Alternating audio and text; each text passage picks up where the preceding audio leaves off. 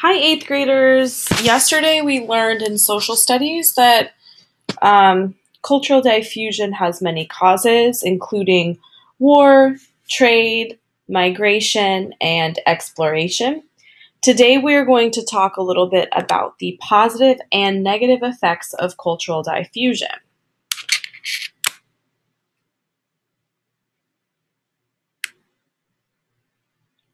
So, first, there are some positive effects. Go ahead and turn to your exit ticket at the back of your packet and fill this out with me. So some positive effects of cultural diffusion is that a community that it comes exposed to another community or another culture can learn more effective ways to do things from a new culture and have greater creativity. So if two cultures are coming in contact with each other, they can share their creative ideas, their artistic ideas, and also their ideas about how to make their lives easier. Agricultural techniques, architectural techniques, etc. Another thing that's positive is that technology can grow faster when communities come in contact with each other, and there's a growth in ideas. So, for example, a lot of math concepts that we have in the Western world, we learned from Arabic communities that we got math ideas from during the Crusades in the Middle Ages. And then finally, we can spread more convenient products. It is thought that pasta came to Italy during the time when the Silk Road was around. So they had brought Chinese cultural diffusers had brought pasta over to Italy, and it was actually a better product because you could dry it and it would stay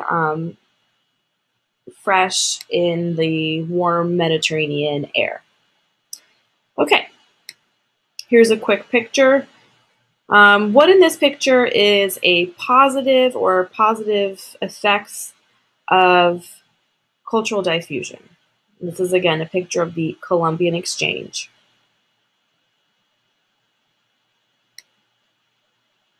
So a fancy term for worldwide cultural diffusion is something called globalism.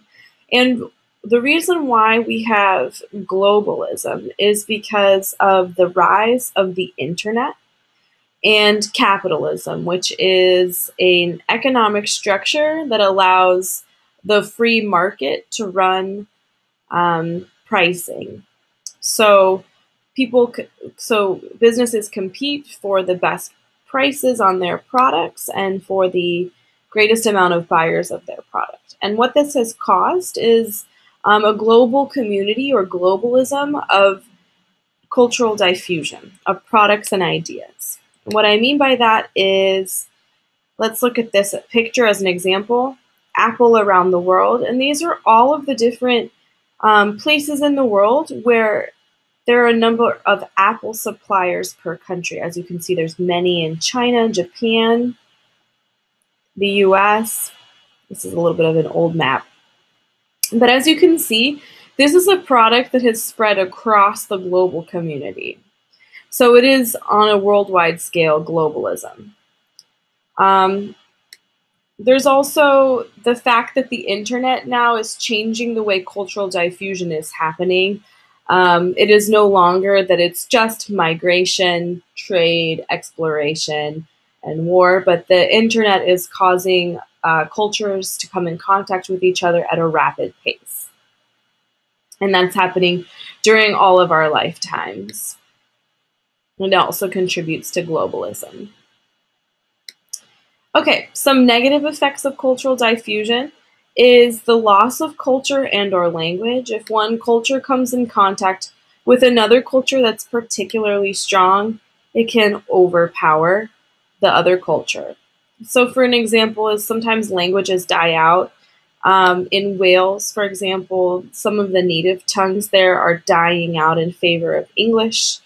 And in general, there are many world languages that are weakening because of the powerful effect of English proliferating across the world as sort of like the world language.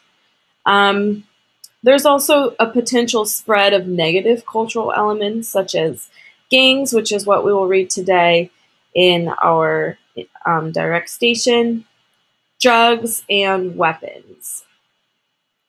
So cultures can spread their ideas about different kinds of drugs or weapons or violent groups.